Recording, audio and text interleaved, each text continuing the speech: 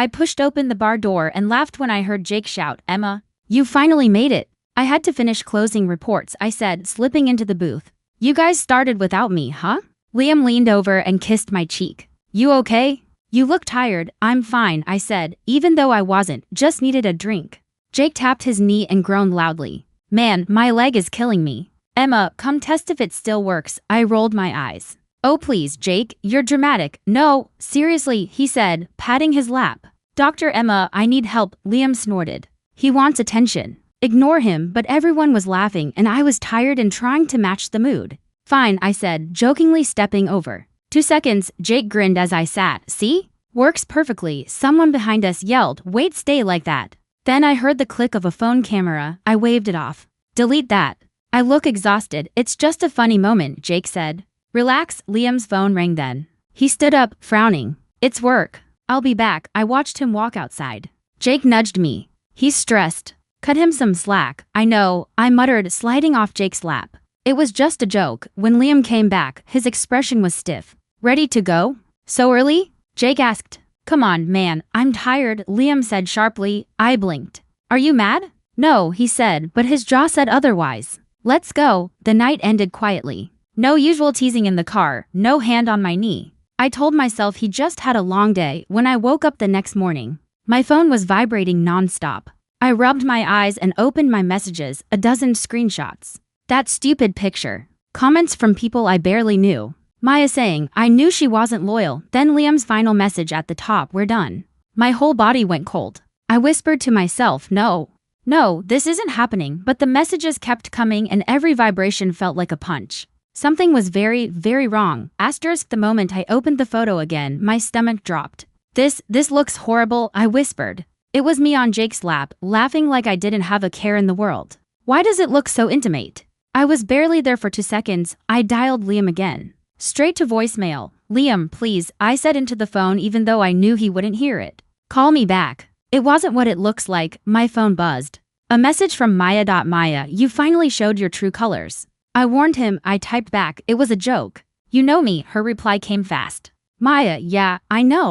That's why I'm not surprised." I shut my eyes and tried to breathe. Then Sarah called. "Emma, what happened?" She asked. "You saw the picture," I said.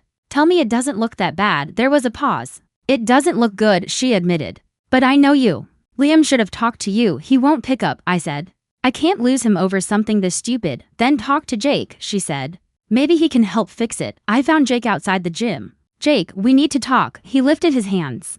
"Emma, I'm so sorry. I didn't think the picture would spread. I tried telling Liam it was nothing and..." I asked, "Did he listen?" Jake winced. "Not really." He looked pissed. "I swear I didn't mean to make things worse." "I know," I said, even though my voice shook. "I just need him to listen." Just then Olivia walked up beside him. "Emma, I saw the whole thing last night," she said softly. "You didn't do anything wrong." "Liam's letting his jealousy talk. I don't want him to think I'm that kind of person," I whispered. "He'll calm down," she said. "He loves you." But when I checked my phone again, the screen hit me like a punch. User blocked. Every call attempt turned into silence. Every message turned blue then vanished. My throat tightened. "He blocked me," I said. Jake cursed under his breath. "Damn, I'm really sorry." Olivia touched my arm. "Just breathe. This isn't the end," but it felt like the end. The first real crack inside me spread, sharp and deep. I heard the knock and ran to the door, hoping Liam was finally ready to talk. But when I opened it, he brushed past me without a word. "Liam?" My voice cracked. He didn't look at me. He went straight to the closet and began pulling out his clothes. "I'm here for my things." "What?" "No, wait, can we talk first?" "Please, there's nothing to talk about," he said, shoving shirts into a bag. I stepped closer. "Liam, it was a joke. You know me. You know I'd never." He cut me off. "I saw the picture, Emma. Everyone saw it. It looked worse than it was," I whispered. I sat for 2 seconds. "You walked out." "I didn't even realize someone took a photo." He zipped the bag harshly. "You didn't have to realize anything. You just had to respect me." "That's not fair," I shot back, my voice shaking. "Why won't you even listen to me?"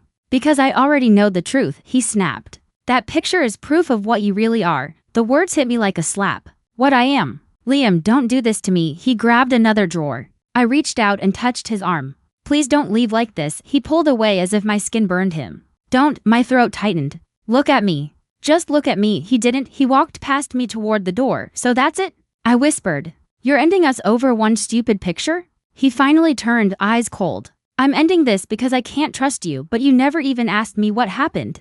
He opened the door. Goodbye, Emma, and then he left. No pause, no second glance, not even a deep breath.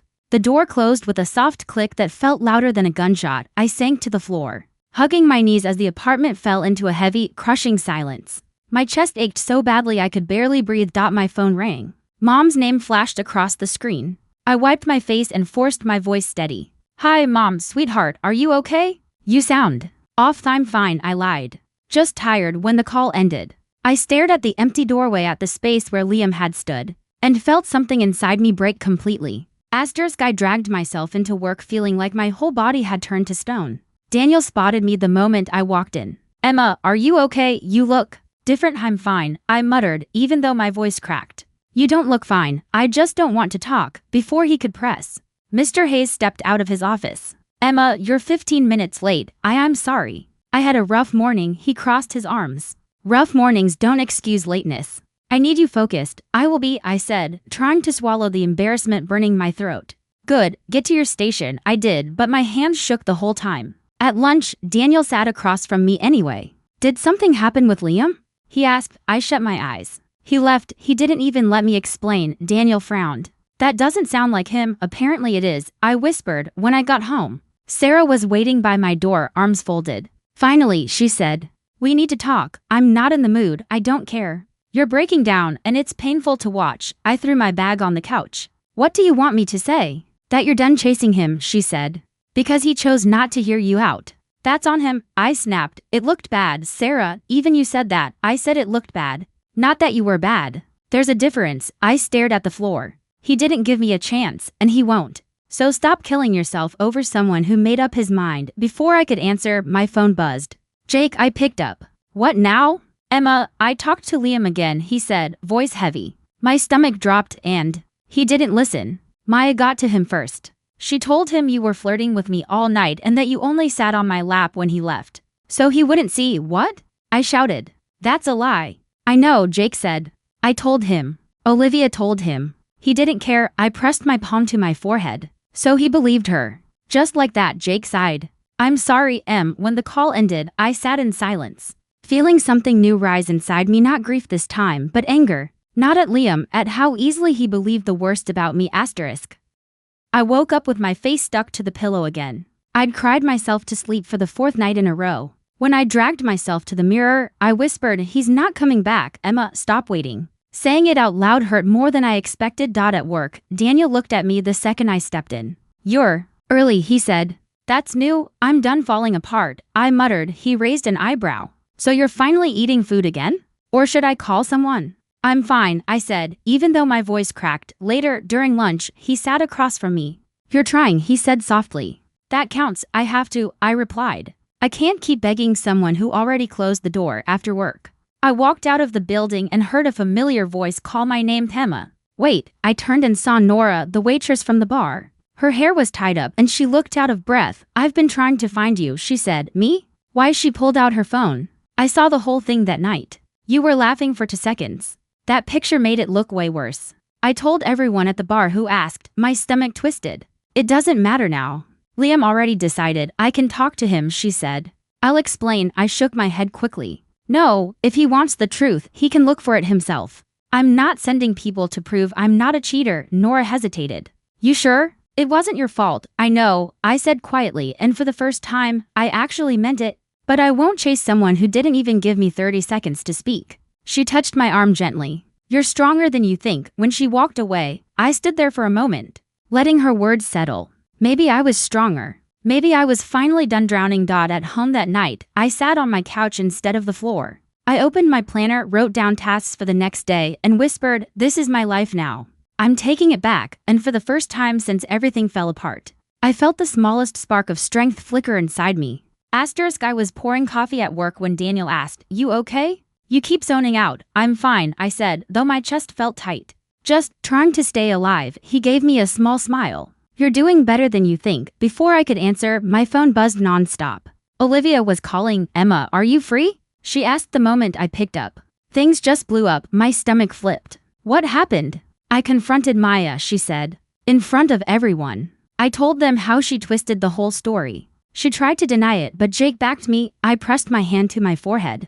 You actually did that? Yeah, Jake was furious. He told her she crossed a line. Liam heard everything. My heart stumbled. He heard? Yes, she said. He looked sick. Like he finally understood. When I hung up, Daniel looked at me. Good or bad? I don't know yet, I breathed. Maybe both. A few hours later, Jake showed up at my office door, out of breath. Emma, can we talk? I stepped outside with him. What now? Maya's done, he said. Everyone knows she lied. I'm sorry for what she caused. I never meant any of this, I know, I said softly. But it doesn't erase what happened, he nodded. Liam looked destroyed. Emma, he'll reach out. I don't know if I want him to, I whispered. When I got home, Daniel texted. Proud of you today, really. It made something warm move inside me, calm, steady. Nothing like the chaos Liam left behind. I made dinner for the first time in weeks. I played music. I breathed without crying. I felt normal. Maybe even strong. Then my phone lit up. Liam. For a moment, I just stared. My hands shook so hard I almost dropped the phone. His message was short. Can we talk? My throat tightened. I whispered to myself, why now? Why after everything? I didn't reply. I couldn't, not yet. I sat on the edge of my bed, the phone glowing in my palm. The past and future tugging hard at me. I wanted answers. But I was terrified of reopening the wound, and that was how the night ended me. Frozen between fear and closure, unsure which one I wanted more. I walked into the cafe with my heart pounding. Liam was already there, staring at his hands. When he looked up, his eyes were red. Emma. Thank you for coming, he said. I'm only here to hear what you wanted to say, I replied. Sitting down, he exhaled shakily. I was wrong. I was completely wrong. I acted out of jealousy and fear and, I'm sorry, jealousy, I asked. Over a joke you knew was harmless? I didn't know, he whispered. I let people get into my head. Maya kept saying you were hiding things. And that picture was 2 seconds. I cut in. You didn't even give me a chance to talk. He covered his face. I know I should have listened. I should have trusted you, and you didn't, I said. Not once. He looked at me, eyes wet. I want us back, Emma. I miss you. I regret everything, please. Can we try again? My chest tightened. Do you realize, I said slowly, that you walked out on me without a conversation? Do you know how small that made me feel? He shook his head desperately. I made a mistake. A horrible mistake. But I love you. Love doesn't leave that easily, I whispered. Love fights. He reached for my hand, but I pulled back. The hurt in his eyes almost broke me, but not enough to erase what he'd done. I thought I was protecting myself, he said. But I destroyed us instead. Yes, I said softly. You did, Emma, please, he begged. Give me one more chance. I'll prove everything. I'll do anything. I swallowed hard. I still care about you. That hasn't disappeared. But I can't go back to someone who believed the worst about me so quickly. He stared at me like I'd ripped his world apart. So, this is it? I think it has to be, I said, standing before my courage cracked. I can't rebuild something you shattered with doubt, he whispered. I'm sorry. I'm so sorry, but I stepped away. My legs felt weak as I walked toward the door. I didn't look back. If I did, I knew I might break all over again, but this time, I was choosing me. I stared at my phone and let it buzz without looking. Another message from Liam. Please, Emma. I need to explain. My thumb hovered over the screen, but I didn't answer. I couldn't, not anymore. Not to someone who left without listening, who judged me from a single picture, and never trusted me when it mattered most. Are you seriously ignoring him again? Daniel asked, leaning against my desk. I shrugged. I can't, I admitted. I thought about it, but it feels wrong. You deserve better, he said quietly. You know that, right? I'm trying to remember, I murmured, and for the first time, the words felt true. The days passed. Liam stopped calling, finally. Maya vanished to good riddance. I stopped expecting apologies, stopped checking for messages, stopped feeling like I needed validation from anyone who didn't see my heart. Jake and Olivia patched things up, their arguments fading into background chatter. Sarah cornered me one afternoon, tugging my sleeve. I'm sorry, she said, voice small. I shouldn't have doubted you. It's fine, I replied, letting a tiny smile escape. Really, Daniel and I started talking more work projects, coffee breaks, random laughs that didn't feel forced. I didn't rush it, didn't think ahead, but it felt light, comfortable, safe. One evening, my mom called. Her voice was soft but firm. Emma, remember, she said, love should never make you feel small. I let her words settle inside me. I whispered, I finally get it, Mom, I really do. Later, I found myself outside the bar where it all began. The same lights flickered, the same music thumped faintly from inside.